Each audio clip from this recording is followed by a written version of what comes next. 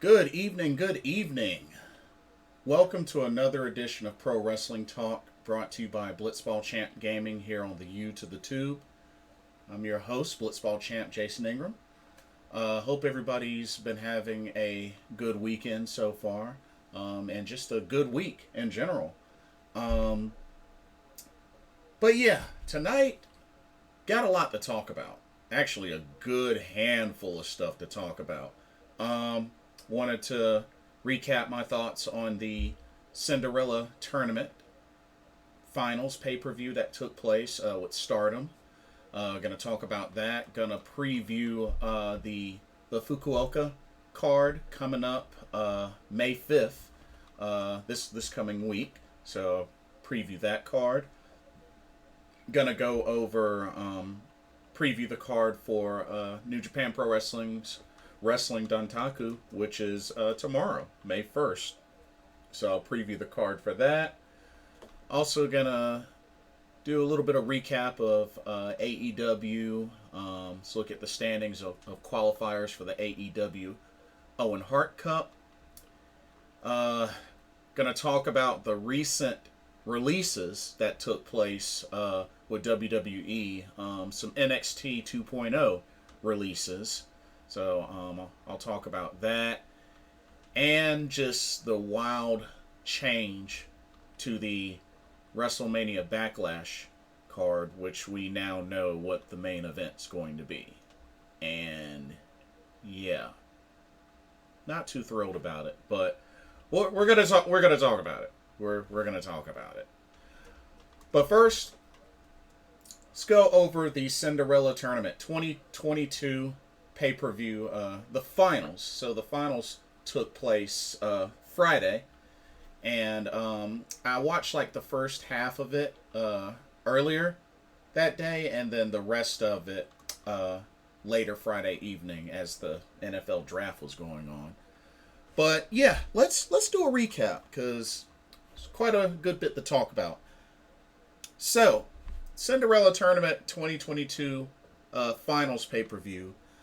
First started with a three-way match, a triple threat match that had Cosmic Angels Wakasukiyama versus Donna Del Mundo's Mai Sakurai versus God's Eyes Ami Sourei. And shout out to Wakasukiyama sporting some new ring gear. I thought she looked great. She was introduced first, and yeah, she had some pretty cool ring gear. I like her new ring gear. I thought this was a good match to open up, and honestly, just with the way that she's been doing, I honestly thought that maybe, just maybe, Wakasukiyama might pull off the victory. I mean, she looked good in this match, and I feel like she's been getting better and better and better. Not to mention, I didn't realize that Wakasukiyama's 30 years old.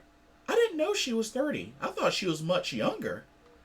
So that kind of surprised me.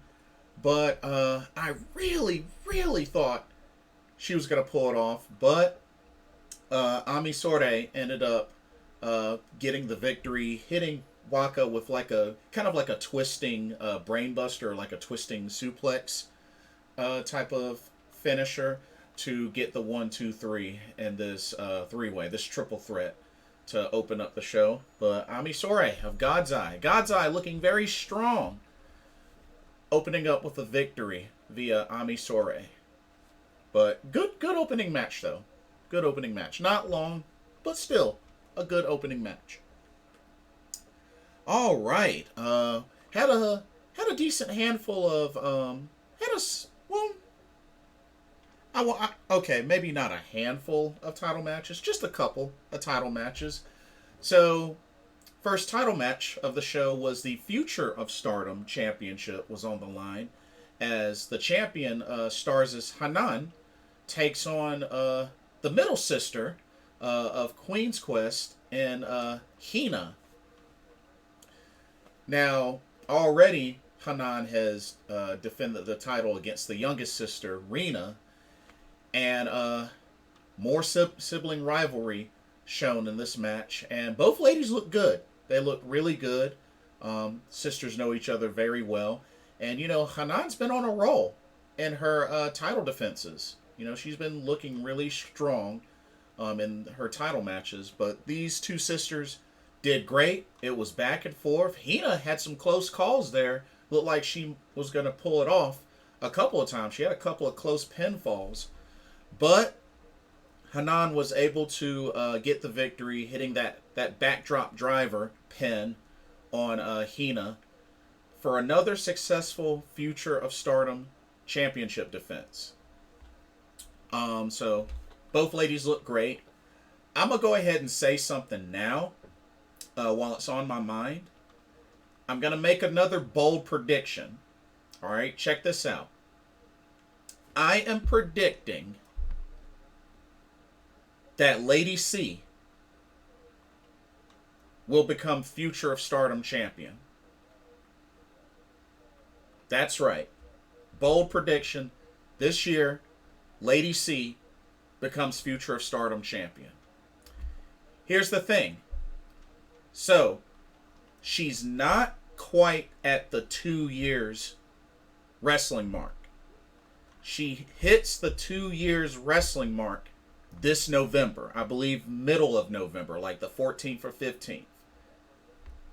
So that's how much time she has left to actually, qualify to win this championship, to actually challenge for this championship. Because the stipulations are you either have to be less than 20 years old, I think it's 20 years old or less, or you have to have wrestled for less than 2 years. So it's like 2 years or less. So she hits the 2-year mark this November. So I really believe that there is still time for her to have maybe a small Future of Stardom championship run, at least to the point where she really isn't eligible to fight for that title or hold that title. You know what I mean? So I think that would be great for Lady C. Lady C recently just got her second victory. It was in a three-way. It was in a three-way, but she got her second victory. So I think little by little, things are starting to swing in a direction for Lady C. Little by little, but I think it would really be nice to cap things off for her with a small Future of Stardom championship run. So that's my bold prediction, that by the middle of November this year, Lady C will have one Future of Stardom title run.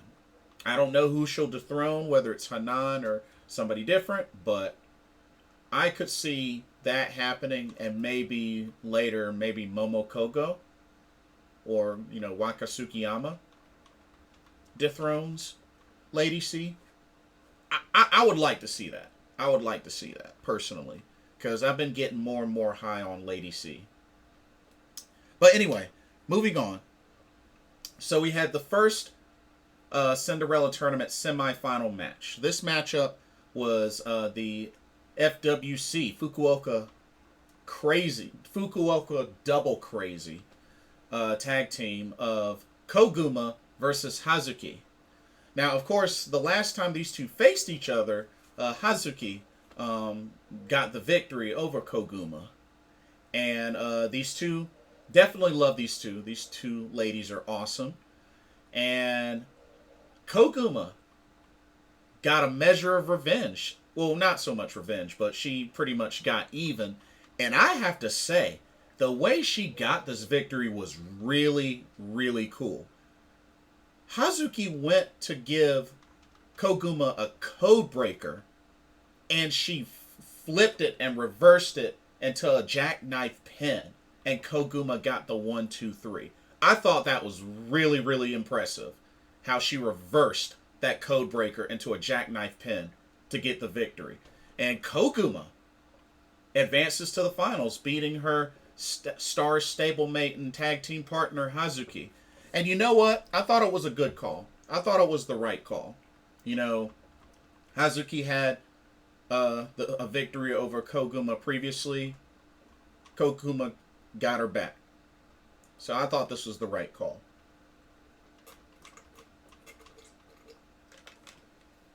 So Koguma advances to the finals.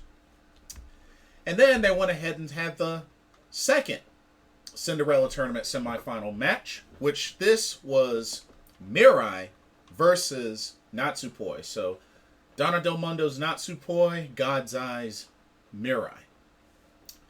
And this was also a really good match as well.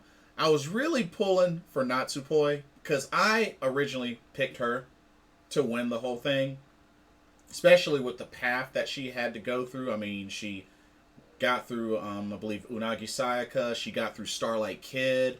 Like, I felt like she had one of the best chances to win, just with the odds she overcame. But unfortunately, Mirai got the best of her. Had her kind of in that. I keep forgetting the name of that submission move, but it was kind of like a Kimura or hoverboard lock sort of submission with her arm. And Natsu Poi almost got to the rope, but Mirai was able to bring her back into the middle. And not only that, but to use her leg to lock the other arm of Natsu Poi. And pretty much she didn't have a choice but to submit. And Mirai gets the submission victory over Natsu Poi to advance to the Cinderella tournament finals. So the finals ended up being Koguma versus Mirai. Very interesting finals matchup, if I may add. But anyway, next up we had a 6-team tag team gauntlet match. This was pretty wild. So the first two teams, stars Saya Ida, Mayu Iwatani, and Momo Kogo, were the first team to come out. The second team that came out was Queen's Quest, Utami Hayashishita, Saya Kamitani, and Lady C. So, Mayu was able to get the pin on Lady C. So, Stars eliminated Queen's Quest. I'm pretty much just going in the order of how things went. So, Mayu pinned Lady C to eliminate Queen's Quest. The third team that came out was Oedo Tai's Momo Watanabe, Starlight Kid, and Ruoka. And they actually went on quite a tear. So, Momo Watanabe ends up pinning Saya Kamitani with the... or excuse me, not Saya Kamitani, Saya Ida. She pinned Saya Ida with the B-Driver to eliminate Stars. And then the next team that came out, the fourth team, was actually the other Oedo Tai team, which was made up of Rina, Saki Kashima, and Fukiken Death. And I thought it was really cool that Oedo Tai had a moment where they were doing the cigarette smoke pose all together. I thought that was pretty cool that they had a moment. But yeah, both Oedo Tai teams going at it. And Starlight Kid ends up pinning Rina, hitting her with that Black Tiger Bomb to eliminate that Oedo Tai team. So the first Oedo Tai team that entered with 2 back-to-back eliminations. So the next team that came out, the fifth team, was Donna Del Mondo's Micah, Julia, and Thekla. And then Micah ended up pinning Ruoka with the Michinoku Driver 2. So now both Oedo Tai teams are out of there. And then the very last team that comes out, team number 6, was Cosmic Angels. Tam Nakano, Unagi Sayaka, and Mina Shirakawa. And I didn't know that over the top rope eliminations counted in this match. I did not know that. And that's exactly what happened, as Tam Nakano was able to eliminate Julia over the top rope after they were on the apron, and went over the top rope, and then she hit a German suplex with Julia onto the apron, and then Julia fell off the apron. And I believe the other members of Donna Del Mundo got thrown over the top rope before that. But, yeah. So, Cosmic Angels are your last team standing, and they ended up winning this 6-team tag team gauntlet. Now, after the match, there was this other faction of ladies, which apparently are called the Colors faction. So I've never heard of these ladies before, but some of my friends in one of the pro wrestling discords that I'm in shared that they're like a freelance faction of some sort, and that they've wrestled on multiple different promotions, but are kind of like a freelance faction.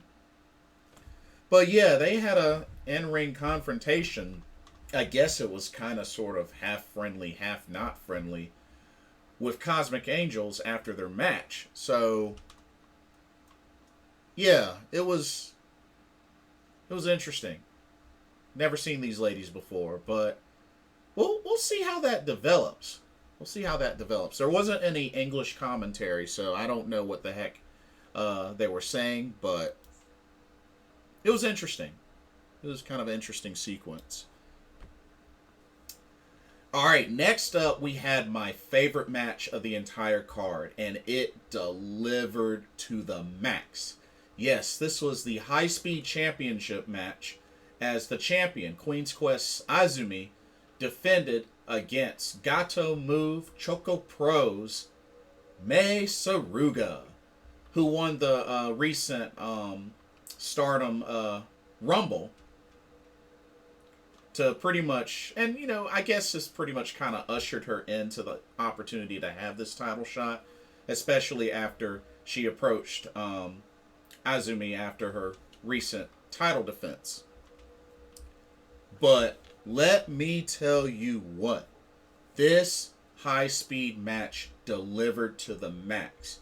And more that I've watched Mei Saruga, because I first saw Mei Saruga in the AEW Women's Tournament about a year or so ago, where she was in the tournament but got eliminated by the magical girl Yuka Sakazaki. But ever since then, I started following Gato Move / Choco Pro, watching some of their streams, because they stream on YouTube. They got a YouTube channel. And let me tell you, just more and more that I watched Mei Saruga, because she was one half of the Best Bros with Bayan Aiki. I don't even know if I said his name correctly, but they were like one of the longest reigning, like I think Asia Dream Tag Team Champions or something like that. But more and more I watched Mei Saruga. I was like, yo, she is good, and I think she's only like 22 or 21, something like that. She is good. And I just feel like she's been getting better and better every time I see her. But the match she had with Azumi, I'm going to tell you right now, y'all might think I'm crazy, but I put that on my list of match of the year candidates for this year. This match was very entertaining, had a great balance of comedy and high speed, but this match was extremely entertaining. I loved it. Mei Saruga had a lot of pinfall opportunities, close calls there. Kicked out of the first Azumi Sushi, tried to roll out of the second attempt, and then, you know, kind of a double roll into a third Azumi Sushi, was able to pin her for the 1-2-3, and Azumi retains the High Speed Championship. But oh my god, that was an excellent match. Excellent match. So, honestly, if it wasn't for Mei Saruga being part of another pro wrestling promotion, she could have legit beat Azumi. In all seriousness.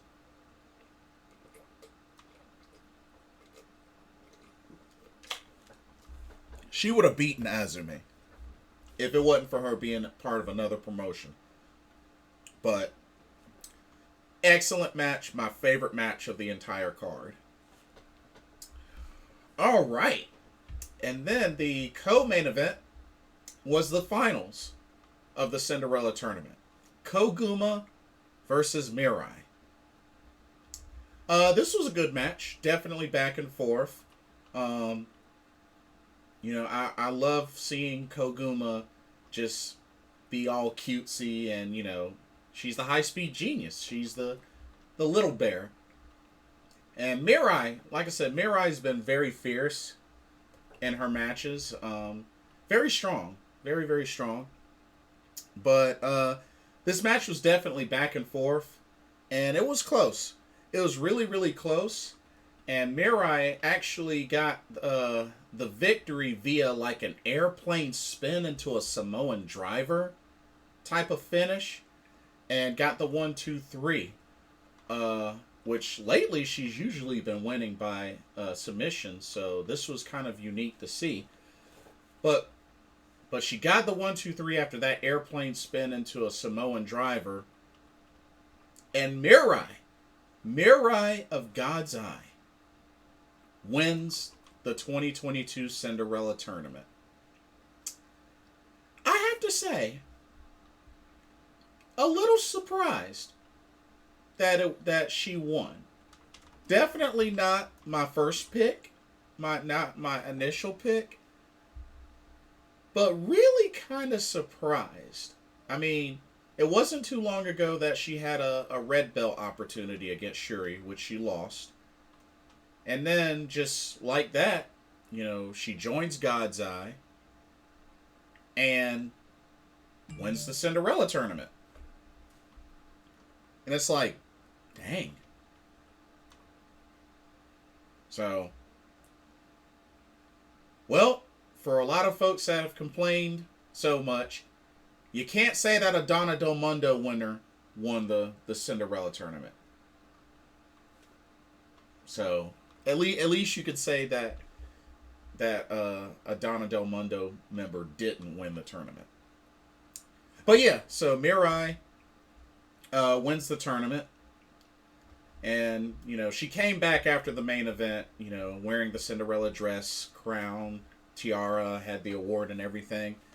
So, I'm going to go ahead and let you know, even though this, we hadn't got to the main event, but I'll go ahead and let you know that her wish was for a title shot for the white belt, the Wonder of Stardom Championship. Which, I mean, I don't know, it's kind of a bummer because lately, I think in the history of the Cinderella tournament, I believe only Mayu Iwatani and Toni Storm have challenged for the World of Stardom Championship after winning the Cinderella tournament. Because remember, Toni Storm won it once, Mayu Iwatani won it twice. And then lately, it's just, the folks afterwards that have won the tournament have challenged for the Wonder of Stardom Championship. So, but I mean, at the same time, Mirai did recently have a World of Stardom title shot. So, it does kind of make sense for her to wish for the Wonder of Stardom Championship title shot. But yeah, that's what her wish ended up being. So, then we had the main event. The main event.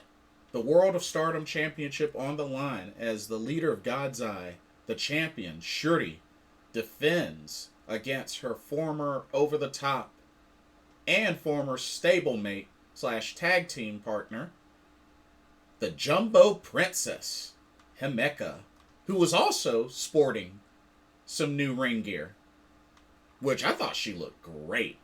I was like, oh snap, Jumbo Princess looking fancy. Okay, I see you. I see you, Himeka. I see you, Jumbo Princess. But this was a great match. Definitely hard-hitting. Definitely back and forth. Himeka showing a lot of resilience. I mean, powering out of submissions, not submitting. Like, Himeka Himeka looked really, really strong in this match. I will give them credit. Himeka looked very strong in this match. And, you know, she was bringing it to Shuri. Definitely bringing it. And, you know, Shuri was doing her thing. Like I said, it was great. It was back and forth. Himeka showed a lot of resilience. But Shuri eventually, you know, with the help of having Himeka on one of the turnbuckles, was able to give her a super kick. And then, with the help of the turnbuckle, was able to get Himeka up on her shoulders for that type of one-wing angel-looking finisher. Hit Himeka with it, got the 1, 2, 3, and Shuri retains the World of Stardom Championship. So, good main event. Definitely good main event. Like I said, Himeka looked very strong in this match. She did great. And that's another one that I'm still hoping that she'll eventually become a singles champion. Don't know when, but I really hope Himeka becomes a singles champion or gets some sort of big, huge win. You know what I mean? So, we'll see what happens. And then I heard, just through others that have translated, that apparently Shuri wants to defend the championship against Prominence's Risa Sera. So, not sure when that's going to happen, but Shuri wants to defend the title against her. So, look forward to that. And even Shuri has also mentioned in interviews that she wants a match with Asuka before they retire, or before one or the other retires. And but at the same time, Shuri doesn't really want to join a promotion in the States for it to happen. You know, which, you know, Asuka's with WWE. She just returned from injury. So there's no telling when we'll get that match, but I would love to see that match. Especially considering they haven't faced each other in like 8 or 9 years. So, hey. I would be totally on board. Totally on board. I love Shuri. She's one of my favorites. And I love Asuka as well. But overall, good pay-per-view. Good card. Good pay-per-view. Like I said, kind of on the winner of the Cinderella tournament, Mirai, but we'll see what happens. Okay. So, now that event is out of the way, so the next pay-per-view will be the Stardom show in Fukuoka on May 5th. That's this Thursday? This coming Thursday, I believe. But yeah, they got the card for that. So I'll go ahead and give my predictions. So let's see. And then we also have the Golden Week Fight Tour, where Konami will be returning as part of God's Eye to align with Shuri. Temporarily, that is. But we'll see what happens.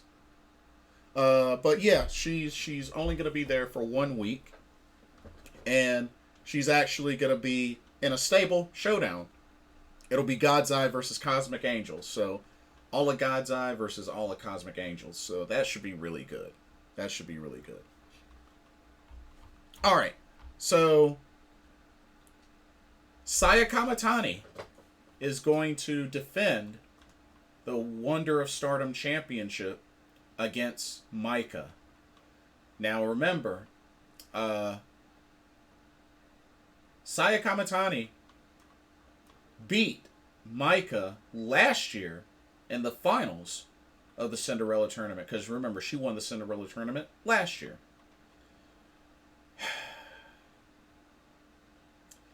And Fukuoka is also Maika's hometown.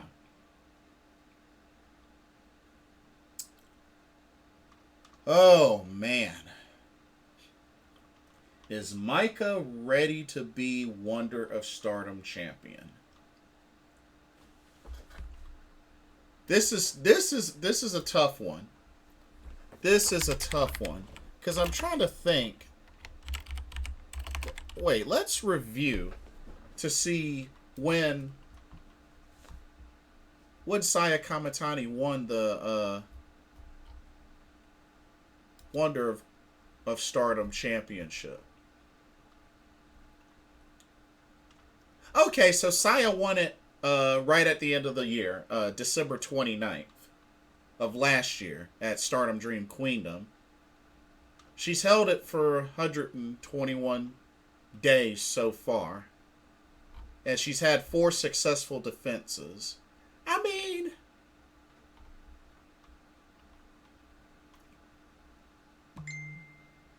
honestly, she could actually lose. She could actually lose this coming Thursday. And you know, she's had a decent run. But you know what? I definitely would not be against Micah winning the Future of Stardom, or not Future, Wonder of Stardom Championship. I'm not against it. I'm definitely not against it.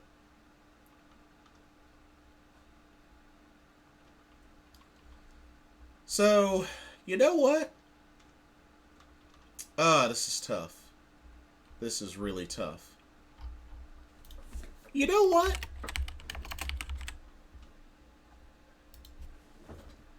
I'm going to say Micah wins.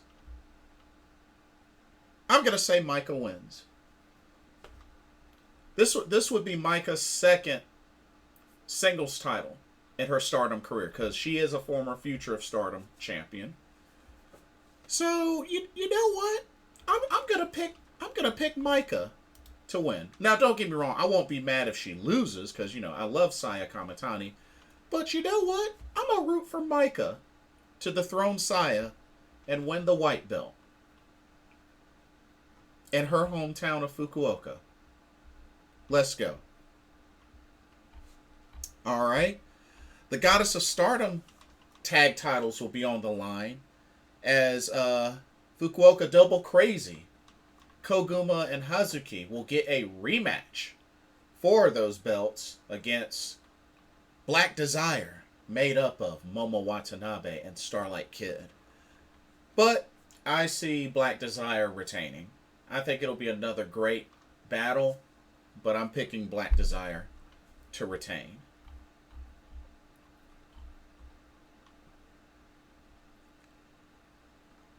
So, so we're going to have a singles match, Hina versus Wakasukiyama.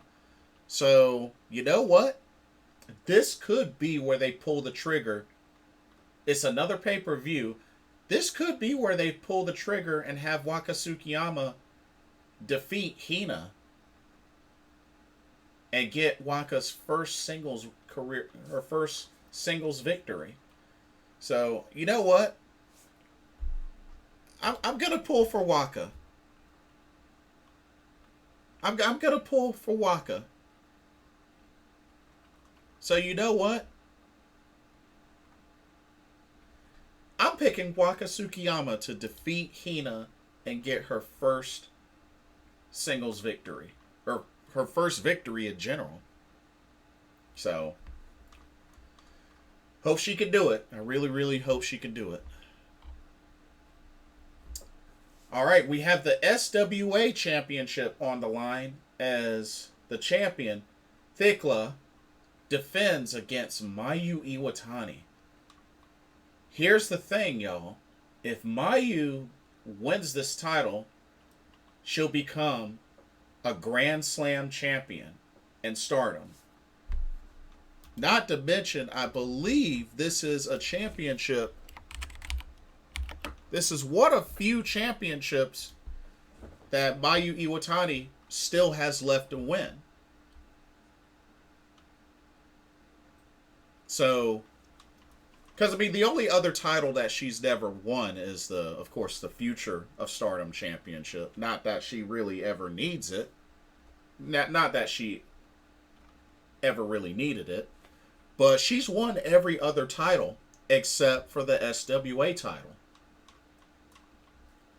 Not to mention, Mayu says she wants to win the title and defend it overseas. So I hope Mayu wins and she can come overseas, because I would love to meet Mayu Iwatani. Didn't get a chance to when she was Women of Honor champion, but you know what? I'm picking Mayu Iwatani to win and become a Grand Slam champion. And I would like to see her go overseas. And you know something? I won't be mad if Mayu loses. My whole thing is, I hope that as time passes, Stardom can get more foreign talent to join. Or, with the travel restrictions lifted, hopefully we could get some more Stardom we could get some Stardom shows in the US, which they're already open to, a collaboration with AEW, something like that. So here's hoping, because I would love to go to a Stardom show. Even if it's a collaboration show, I would love to see some Stardom talent live. But yeah, I'm gonna pick Mayu Iwatani to win and become a Grand Slam champion.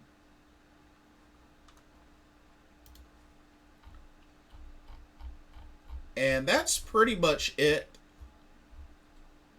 That's pretty much what they have on the card. Also, I think it's safe to say that, Mirai is going to end up going up against whoever the winner is between Saya and Micah. So, don't know exactly when Mirai will get her title shot, but she's owed a title shot. So, we'll see what happens. But definitely got a lot to look forward to with Stardom. Got another pay-per-view right around the corner. And, we'll have to see what happens. We'll have to see if we'll see any more Kairi appearances. I know we got Konami coming up. But, yeah. We'll see what happens. But that's it for Stardom for now. Let's go into New Japan Pro Wrestling, because I want to talk about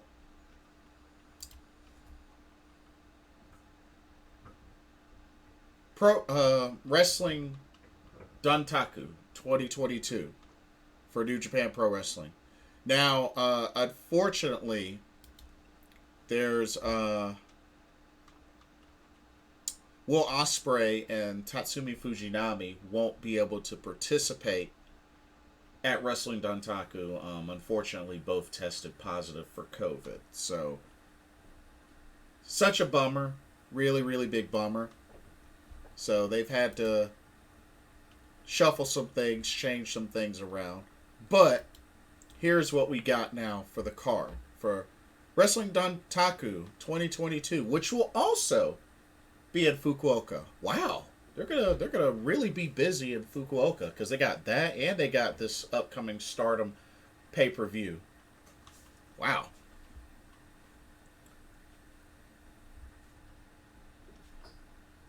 So, let's see.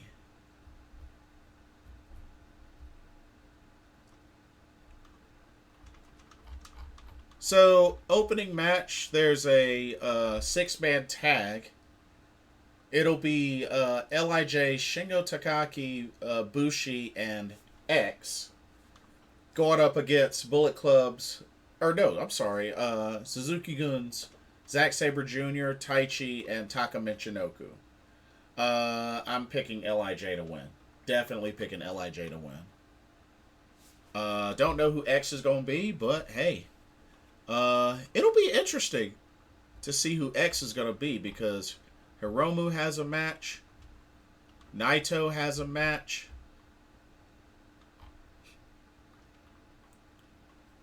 So yeah, it'll be interesting to see who X ends up being. Anyway, Got a singles match. Yo versus Hiromu Takahashi. Uh, I'm picking Hiromu to win. Yeah, I'm picking Hiromu to win that match. All right, we got a special singles match. We got Tangaloa of Gorillas of Destiny going up against Bullet Club's House of Torture's Yujiro Takahashi. Definitely picking Tangaloa to win. Yeah, that's like an easy pick for me. All right, we got the IWGP Junior Heavyweight Tag Team titles on the line as the champs making their second defense. Ryusuke Taguchi and Master Wato going up against Doki and Yoshinobu Kanemaru of Suzuki-gun. Uh, Interesting matchup, but I think Master Wato and Ryusuke Taguchi will retain. All right, we got the IWGP Tag Team titles on the line as the challengers are actually going to get a rematch. The challengers Yoshihashi and Hiroki Goto going to take on the United Empires, the Great O'Karn and Jeff Cobb, the tag champs. Should be good, but I expect the Great O'Karn and Jeff Cobb to retain. Definitely expect them to retain. Oh, I'm sorry. I forgot. Bad Luck Fale and Chase Owens are also in this match. So it's a triple threat. Yeah, it's a triple threat. So Jeff Cobb and the Great O'Karn versus Bad Luck Fale and Chase Owens of Bullet Club versus Yoshihashi and Hiroki Goto of Chaos. So three-way IWGP tag titles on the line, but I'm still picking Jeff Cobb and the Great O'Karn to retain. We got the Never Openweight Championship on the line as Bullet Club / House of Torture's Evil, the champion, will defend against the other half of the Gorillas of Destiny, Tamatanga. This should be a very interesting match, but I think Evil retains. I don't really expect many title changes to happen. We got the IWGP Junior Heavyweight Championship on the line as the champion, El Desperado, will defend against Taiji Ishimori. Ooh. This could actually go either way. But, I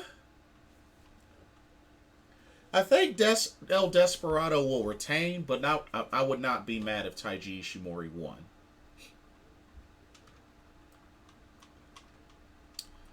Alright, we got the IWGP United States title on the line as the title is vacant. Sonata, the champion, had to vacate it due to a damaged orbital bone. So the challengers are Hiroshi Tanahashi and the Stone Pitbull Tomohiro Ishii. I mean, I don't really necessarily want Tanahashi to get the title back. So I'm gonna say Tomohiro Ishii gets the victory. I'm gonna pick him.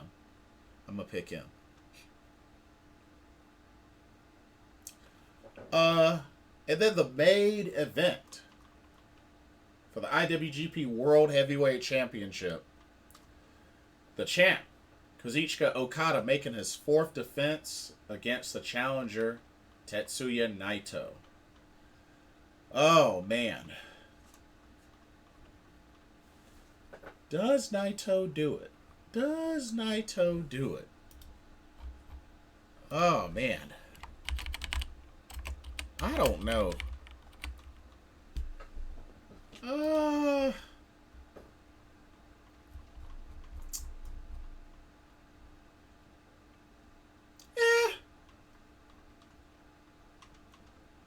I'll probably pull for Naito, but Okada will probably retain. He'll probably retain.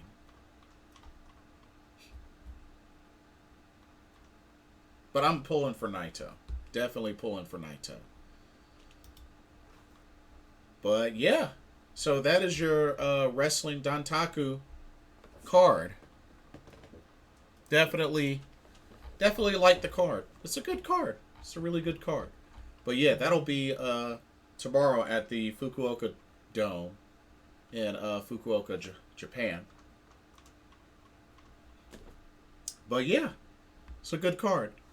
It's a good card. Despite no Tatsumi Fujinami and Will Ospreay, this is still a good, strong card. Definitely a good, strong card. All right. Looking at AEW. So had a couple of more qualifiers, which were good. So Owen Hart Cup. So for the ladies, I know that so far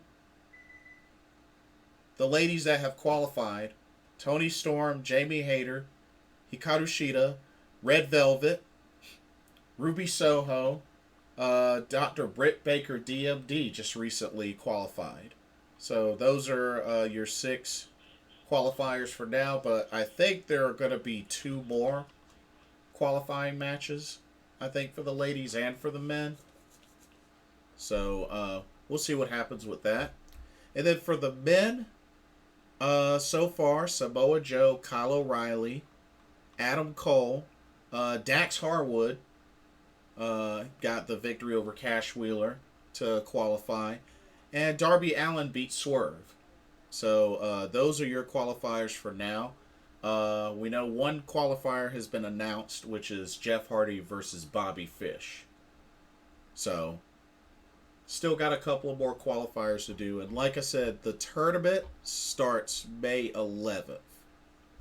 And then the finals will be at Double or Nothing on May 29th. So we got that. But yeah, AEW was pretty dang on good. Like I said, Dax Harwood qualified, beating his partner. They had a great match. Definitely had a great match. They opened up with that match. That was really good. We had the announcement made that's been confirmed that at Double or Nothing, CM Punk will get his AEW championship title shot against Hangman Adam Page. So that's going to be a banger. That's going to be a real big banger. Blackpool Combat Club was in action again, and they're still strong and undefeated. They pretty much trounced the Nightmare family, or the Nightmare Factory. Had a tough matchup between Wardlow and the Murder Hawk monster, Lance Archer, but Wardlow did eventually get in his Powerbomb Symphony and defeated Lance Archer. And then there was a dead giveaway. Well, maybe not a dead giveaway, but the clues are pretty straightforward of who MJF has in store next for Wardlow. He's 7 feet tall, and you can't teach that. Who am I talking about? Used to be Big Cass, but he's now Morrissey. He's been wrestling some in Impact Wrestling, but I'm pretty sure that's who's going to end up facing Wardlow next. Who is taller than Wardlow? So they're getting prepared and gearing up for that to be Wardlow's next challenge until they eventually get to a match with MJF. Had quite a interesting segment with the Jericho Appreciation Society and Eddie Kingston, Santana, and Ortiz. It got pretty heated to the point where Jericho's like, I'm putting a hit out on you. He also, verbally buried Eddie Kingston as well. I mean, pretty much told him no company wants you, so stand there and shut up and take what and do what you're told. So that was a pretty sick burn. Eddie Kingston all up in Jericho's face and pretty much put the fear of God in Jericho's face. It was crazy. But the rivalry, or not rivalry, but the war continues between these two teams. We had a Philly street fight. Hikaru Shida versus Serena Deeb. So the series is even right now, 2-2, and Shida coming out with some jean shorts. I was just like, oh dang, that's different. These ladies tore each other apart. There were kendo sticks, there were chairs, there was a fire, there was powder to the face. But these two tearing each other apart as usual and looking good doing so. But Serena Deeb took advantage of the attacks that she did on Shida's knee and was able to eventually make her tap out. So Serena Deeb with the victory. I know she ended up getting like a swollen eye, cheekbone type of injury after that. But it looks like they're building up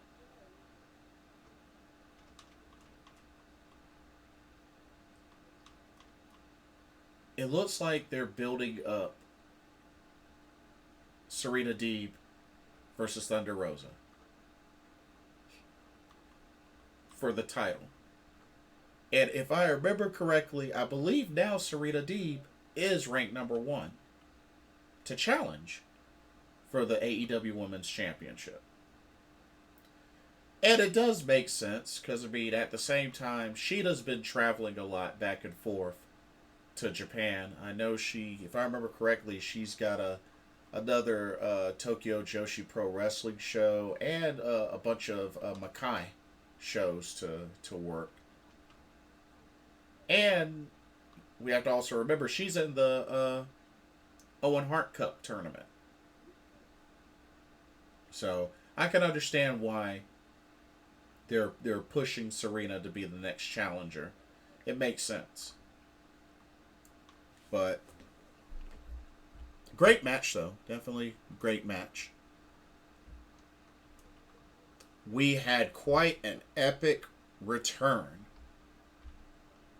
So we had a segment with House of Black, who pretty much taken out Fuego del Sol. You had Alex Abrantes in the ring, and it looked like they were gonna ambush him. But then Penta Obscuro and a returning Pac come out from the entrance. But the thing is, the guy in the ring that House of Black was surrounding was not Alex Abrantes at all. It ended up being a returning Rey Fenix. That's right. Death Triangle is back together, and they have chased off the House of Black. Phoenix looked great. And let me tell you what. I am so ready for this showdown now. This trios showdown. House of Black, Death Triangle. I am so excited.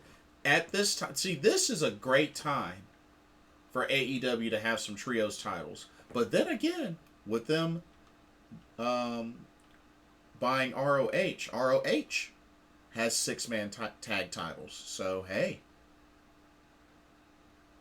they need to set something up, because I can't wait to see how the war goes between House of Black and Death Triangle. I am so pumped for this showdown. So pumped. So, love the returns for both Pac and Rey Fenix.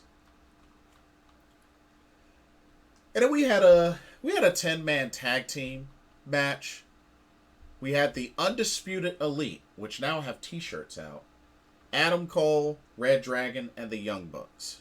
All competing against Dante Martin, the Varsity Blondes, Lee Johnson, and Brock Anderson. which, like I said, unfortunately, Darius Martin got hurt again and will miss some more time. So, big blow to Top Flight. Dante Martin hung in there. This did not turn out to be as long of a match as I had thought it was going to be. But it was still alright, but it was pretty, for the most part, it was pretty one-sided.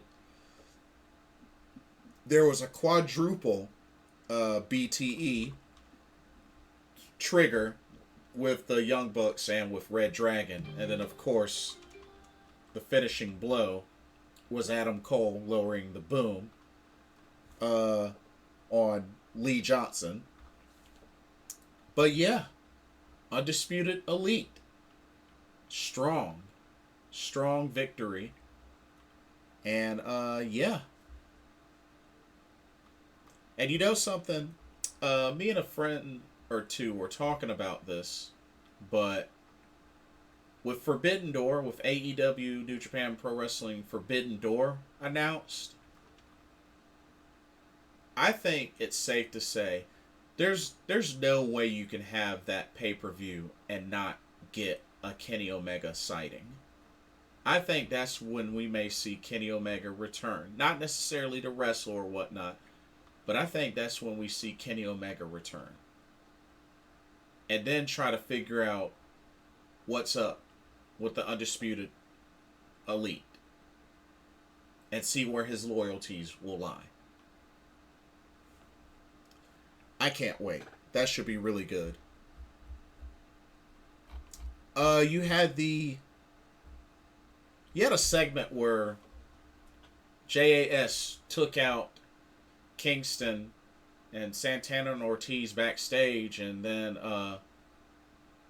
Eddie Kingston took a fireball to the face. It was crazy. It was really, really crazy. But yeah, took a fireball to the face.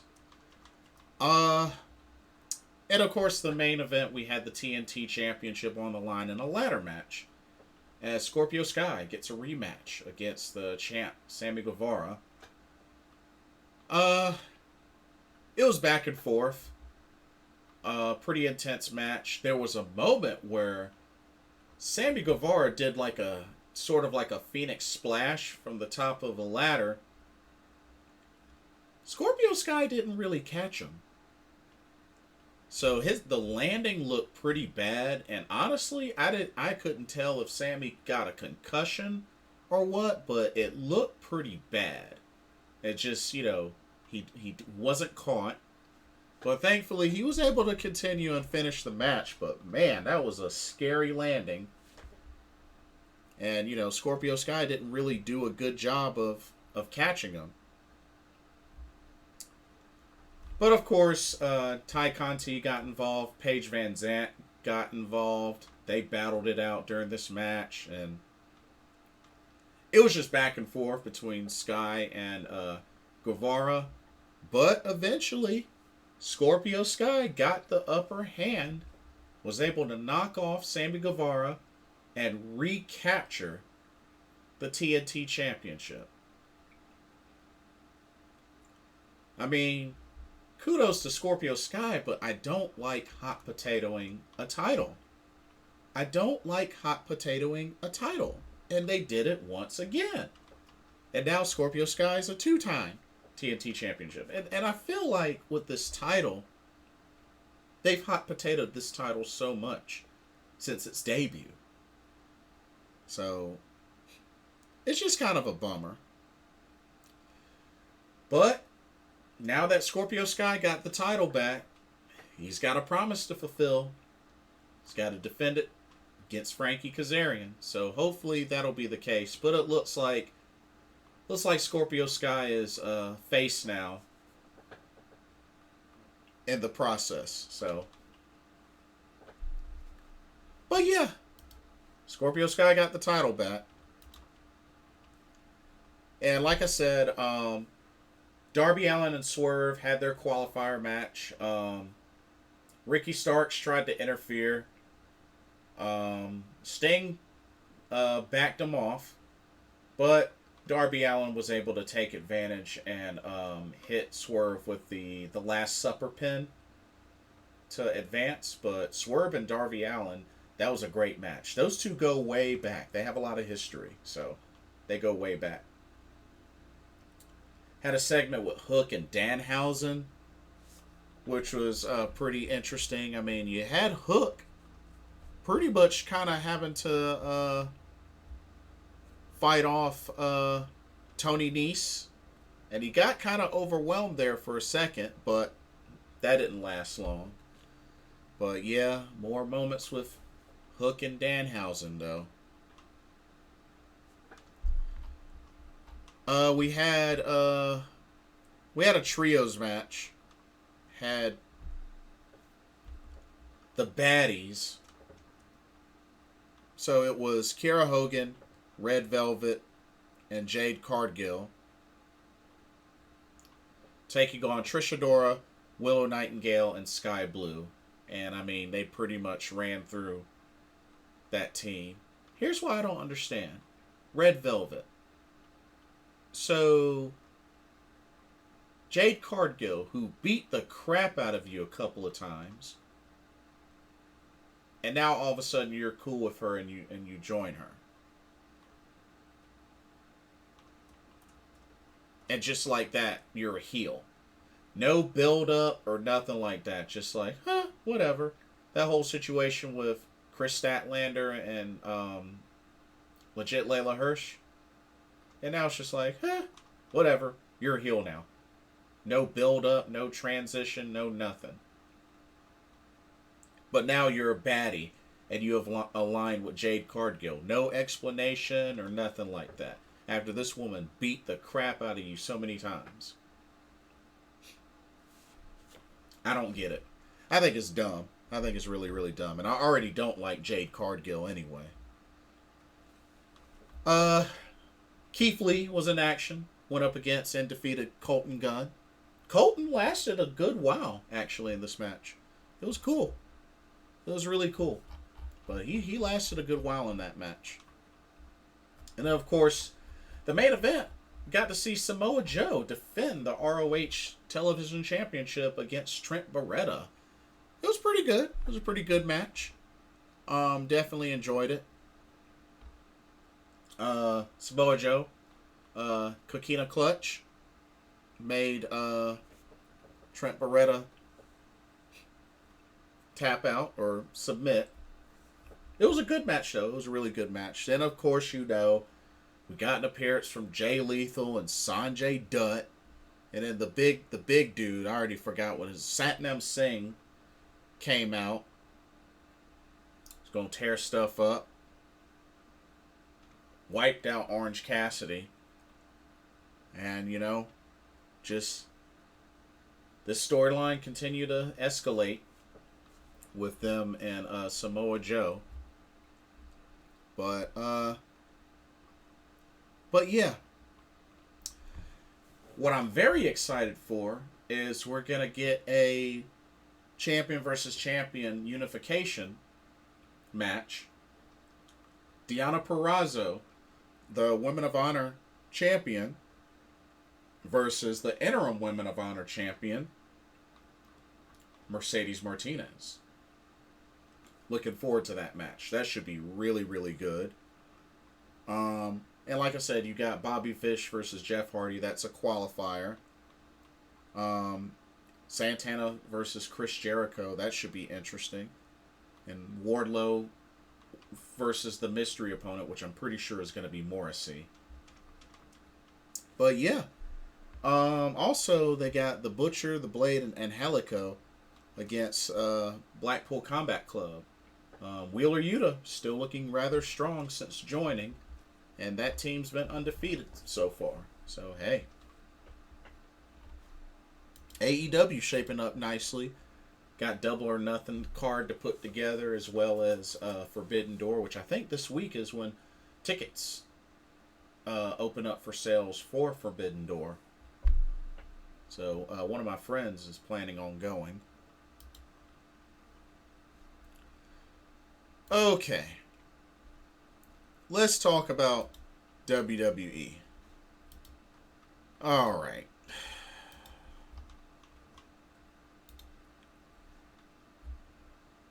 Oh my goodness gracious. So Raw, they had Randy Orton's 20th anniversary celebration, which I mean was kind of all over the place. But hey, 20 years for Randy Orton. Hooray! Sonya Deville got her Women's Championship match against Bianca Belair, which I mean ended up turning into three restarts, or two restarts, so three matches, three attempts to win this title. First match was a normal match. Sonya lost by countout. Then she restarted the match, no countouts.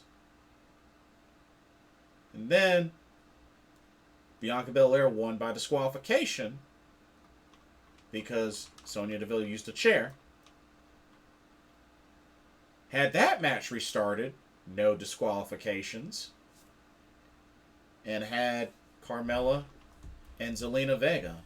Why did she get both of them when they already split up? Made no sense. But they were in this match, and yet even still, even with the odds, Bianca Belair took care of business and retained the Raw Women's Championship. Veer took out another local, don't care.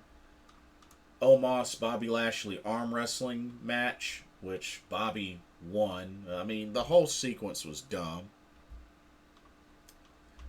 Honestly, to save trouble, the only good thing that happened was Asuka returned. During a Becky Lynch segment, Asuka returned. Got a decent pop. And pretty much told Becky she's going to stop her because no one's ready for Asuka. Gave her a little nose flick. Dodged a back fist and then got out of the ring. But yeah, Asuka's back. Looks like they're going to be doing a feud with Becky Lynch.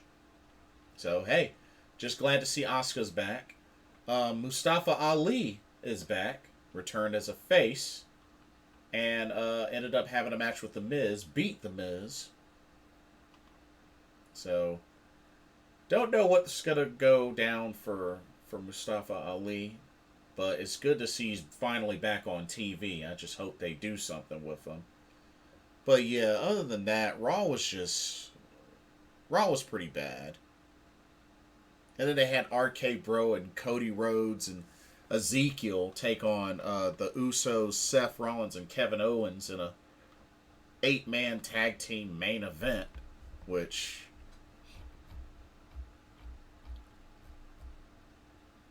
Finn Balor got destroyed, which is I think it's pretty much about over for Finn Balor personally.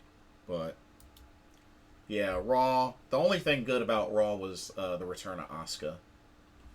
That's how I see it. NXT 2.0. So, I mean, Nikita Lyons beat Lash Legend again. And now they're starting to set up a tag match. Nikita Lyons and Cora Jade taking on Natalya and Lash Legend. So they're building that up. Von Wagner went up against Tony D'Angelo, which Von Wagner won. Of course, Legado de Fantasma had to get involved in some way, shape, or form with Santos Escobar hitting him with the crowbar. We had Nathan Frazier come through. Had a segment with Grayson Waller. I thought that was going to be the match. Didn't end up happening. But it's pretty much going to happen. It's going to happen. Katana Chance and Caden Carter had a tag team victory against Yulisa Leon and Valentina Feroz. Uh, but yeah, Legado del Fantasma pretty much had a good night tonight. They had a good night. The Viking Raiders returned to NXT and pretty much destroyed the team of Malik Blade and Andres Inoue.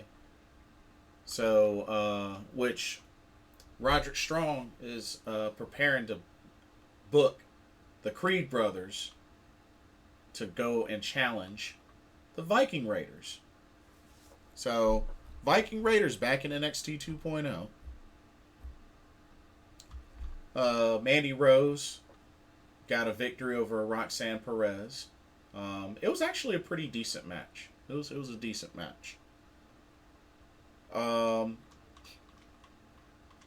We had a segment with Joe Gacy, with Brian Breaker, with Rick Steiner. Had a whole bunch of the cultists, which was kind of weird, but there's an explanation for that, which I'll get into shortly. NXT UK had the contract signing, Ilya Dragunov and Jordan Devlin, but the stakes have been raised. The loser must leave NXT UK.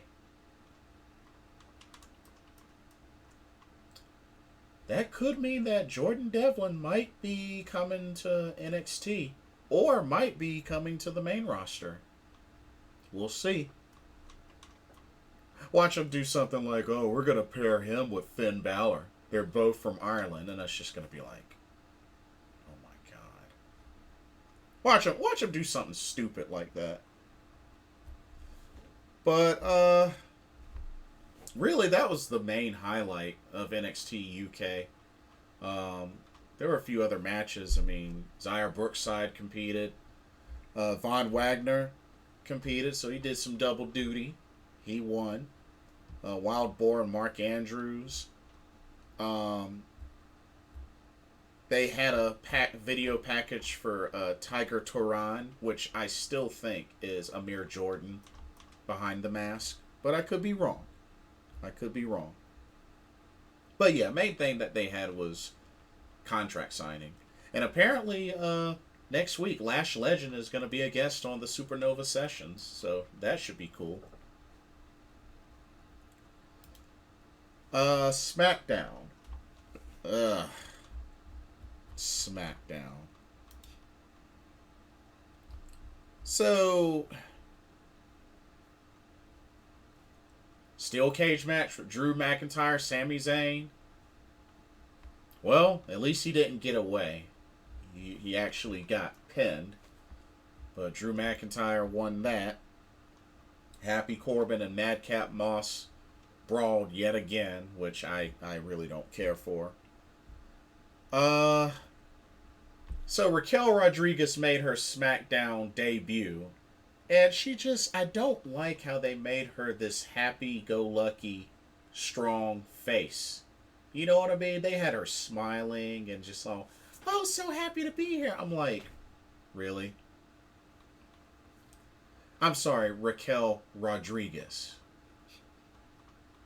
But just, I already don't like what they're doing with her on SmackDown right now. Just her attitude and just, so dumb. So let me get this straight. So you had beat the clock challenges. One for Ronda, one for Charlotte Flair. Ronda Rousey's challenger, Shotzi. We haven't seen Shotzi in forever, and that's how you bring Shotzi back. For her to get squashed to Ronda Rousey in a beat the clock challenge. So stupid. But Ronda beat her with a total time of 1 minute and 41 seconds. So Charlotte had to beat that challenge. Had to beat that tie.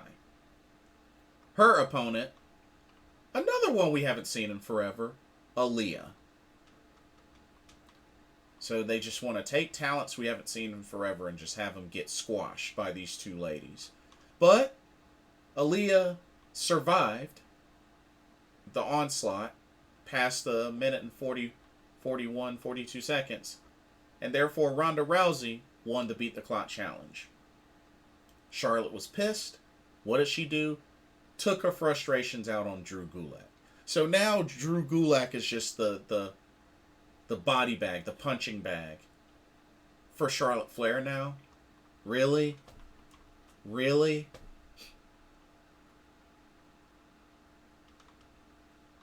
That is ridiculous what they're doing with Drew Gulak, who is an excellent wrestler, a coach, all of the above. Drew Gulak is a phenomenal wrestler, and that's what they have him doing, is getting bulldozed over and destroyed, and, you know, pretty much Charlotte Flair is having her way with Drew Gulak easily. Oh, and not only that, so we're no longer having the tag title unification match at WrestleMania Backlash, but now we're going to have, which has been told is going to be the main event, and it's a 6-man tag. The Bloodline, the Usos and Roman Reigns, taking on Drew McIntyre and RK Bro. What the heck kind of crap is that? So hold up. So now you got Happy Corbin versus Madcap Moss, Bobby Lashley versus Omos again, AJ Styles versus Edge again, SmackDown Women's title, Charlotte Flair versus Ronda Rousey again, Cody Rhodes versus Seth Rollins again, and now supposedly this is the main event, Drew McIntyre and the tag team title champions RK Bro versus the Bloodline. Not to mention, WrestleMania Backlash is next Sunday. Next Sunday, and you only have one title match on this card. And 1, 2, 3, 4 of these matches are rematches. And you only have one title match on this card. It's supposed to be a pay-per-view.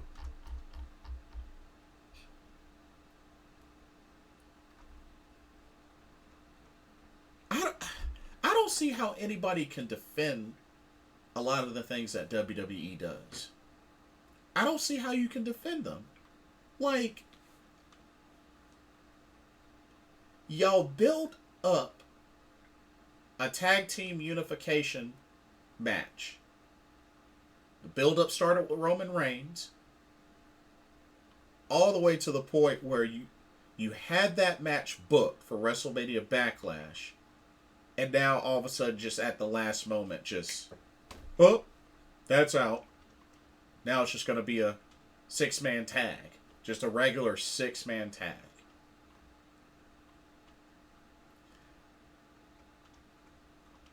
And we're about to be a week away from this show, this pay-per-view.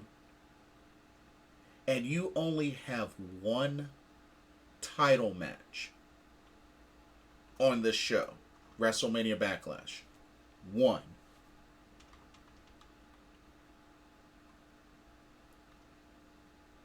I'm sorry, WWE marks, but there's no way that you can defend that. You cannot defend that. Let's keep it real. You know that's bad. Come on now. 4 of those matches on that confirmed card are rematches. And there's only one title match. The Smackdown Women's title I Quit match. That's the only title match on that card. And we're a week away from this pay-per-view. You cannot sit there and tell me that that is reasonable. You know it's not. You know it's not. You know it's dumb. You know it makes no sense.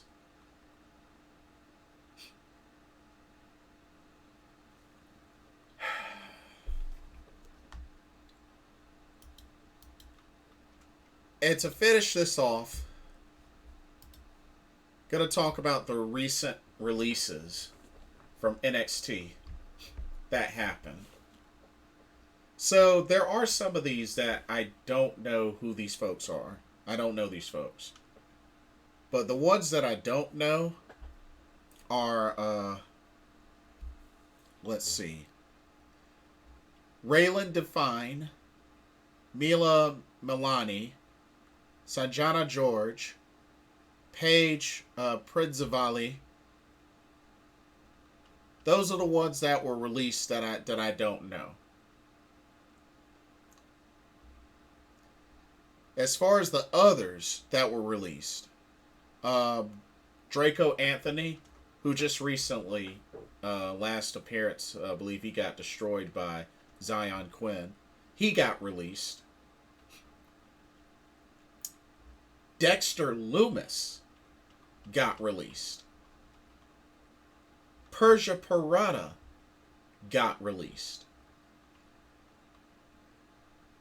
So that's weird. They both got released. Duke Hudson, Indy Hartwell, still there. Although I am kind of fearful for Indy Hartwell. Because what do you do with her now? Her main interaction lately had been with Dexter Loomis and Persia Parada. I mean, there's Duke Hudson, but it's like, what are you gonna unite them? Like, after that whole wedding scene with Dexter and Indy, like, and now you just release, like, what the heck? So I fear for Indy Hartwell. I fear for her. I think she's probably going to get the boot. I mean, I don't know what they're going to do with her, but... But, there goes Persia Parada. There goes Dexter Loomis. Why? Harland. The guy that was by the side of Joe Gacy got released. That... I feel like that explains why Joe Gacy has a whole bunch of cult members now. But it's like I said, they're trying way too hard to kind of give him a Bray Wyatt Undertaker sort of type of gimmick, which it's not working. It's not working. But Harlan got released, which, I mean, he didn't really do much other than just stand there angry and occasionally destroy folks. So, yeah.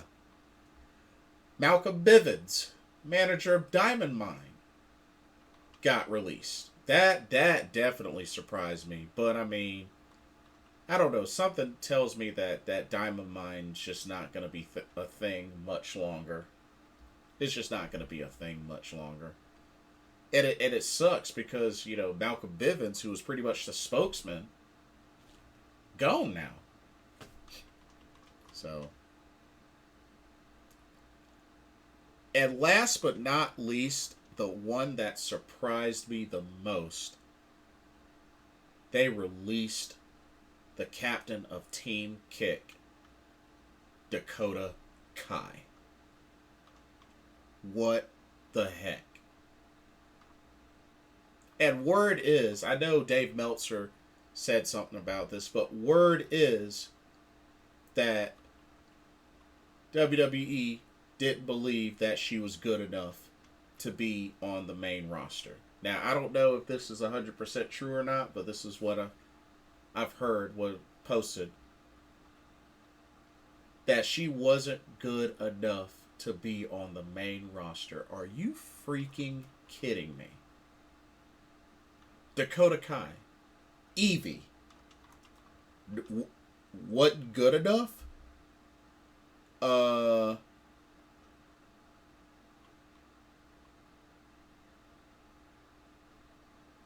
I don't know what Vince or whoever is smoking. Dakota Kai is one of the best wrestlers on that roster, especially NXT. But he had a phenomenal talent, a worldwide talent as well, because Dakota Kai has wrestled in the Indies, Shimmer, Shine, Stardom. She was in freaking Stardom. She's a former Artist of Stardom champion.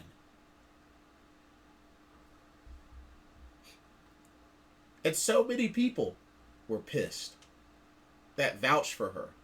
Kairi Sane, Io Shirai, Shayna Baszler, Tegan Knox.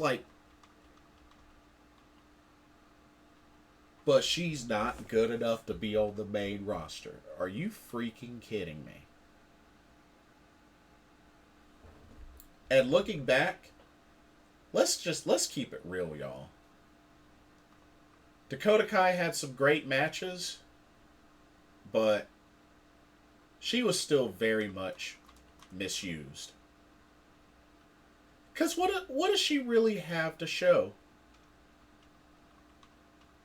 for her career in WWE? She was in the Mae Young Classic. The first one, that is. She was in the Mae Young Classic. She is a two-time NXT Women's Tag Team Champ. Won the inaugural Women's Dusty Tag Team Cup with Raquel Rodriguez. And those two tag team title runs were epically short. I mean, the first one, she was awarded the titles and lost them the same night. And then when they won them a second time, at a pretty much takeover stand and deliver, turn around the following show, lose on the first defense. And not one time, not one freaking time, did Dakota Kai have a NXT Women's Championship run.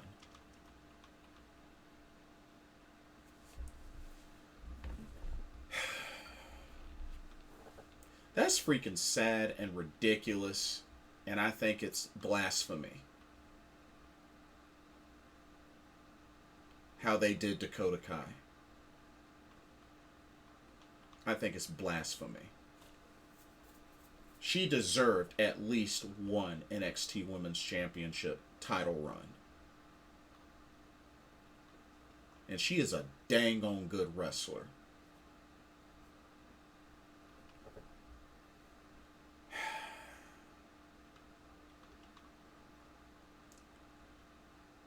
I really hope she can bounce back.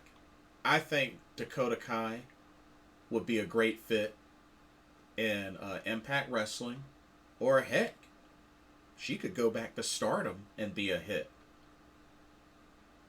Be more foreign talent there, and she could compete for the SWA title. I could see Dakota Kai as SWA champion in Stardom. Why not? Absolutely. So I could see her in Impact or in Stardom. AEW, I don't think they would have room for her. I don't think they would have room for her. But Impact or Stardom? Oh yeah.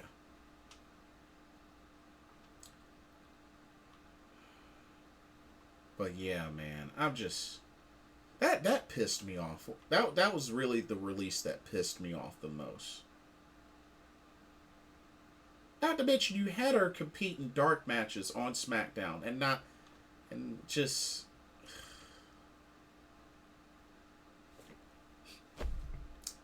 I don't freaking get it. I don't get it. I don't freaking get it.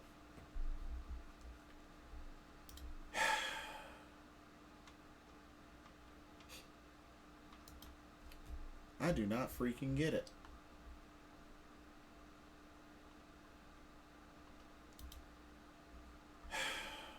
But hey, that's WWE for you. Budget cuts, as they like to say. It's like, yeah, okay. Budget cuts. Okay. Sure. But anyway, I hope these people that were released can get back on their feet soon and continue their careers elsewhere. I mean, it's never fun seeing somebody let go.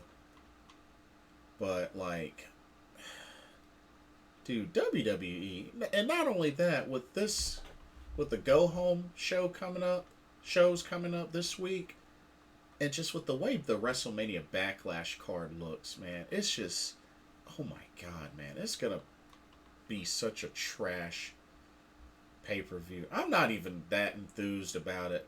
Like, I'm not even really looking forward to it, to be honest with y'all.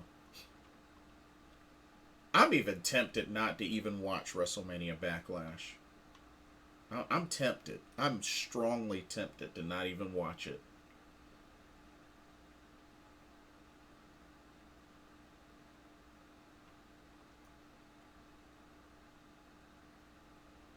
Dude, that WrestleMania Backlash card, they might as well just do that in between Raw and SmackDown.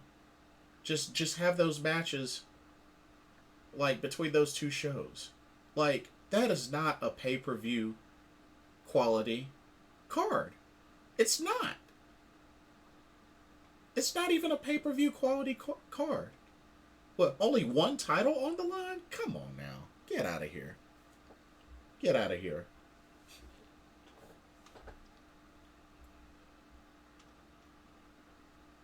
Get out of here with that. But anyway, that's all. That's all I really have. But yeah.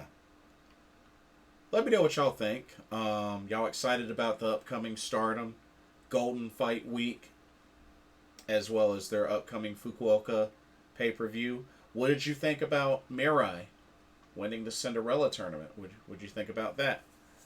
Oh yeah. Also, one last quick piece of news. So it is confirmed that the Stardom 5-star Grand Prix tournament, pretty much league style tournament, will begin on July 29th, and the finals will be October 1st. So that's when that's the duration for the this year's 5-star Grand Prix. So looking forward to that. But yeah, they've already announced the date for when that starts and for when that ends. So just wanted to throw that in there right quick. But yeah, let me know what y'all thought. Let me know what you think of the New Japan Pro Wrestling Wrestling Dontaku 2022 pay-per-view card. Or not pay-per-view, but, you know, that card. Let me know what y'all think about AEW. What y'all think about this trash WWE WrestleMania Backlash card. And how do you feel about the releases that took place? How do you feel about the releases? One other thing that was noted is supposedly one of the things is that I guess Vince and whatnot are disappointed with how NXT 2.0 is going and want it to be revamped again. And there is word that an offer is going to Paul Heyman to potentially lead the charge and run NXT. Could be a good thing. We'll see. But let me know what y'all's thoughts are on that. Like, comment, subscribe.